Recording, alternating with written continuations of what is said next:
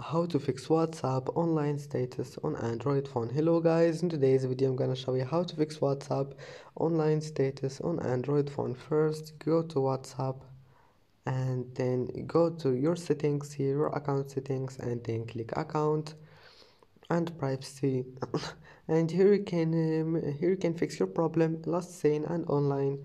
And if you want to make your status always offline, just click nobody here and make this one here same as last seen. And if you want to make it online, just click my contact or everyone, anything you want, and then that's it, and you can make online for everyone if you want. And that's it for today's video. If you like this video, don't forget like and don't forget subscribe, and thank you for watching this video until the end, and see you in the next video.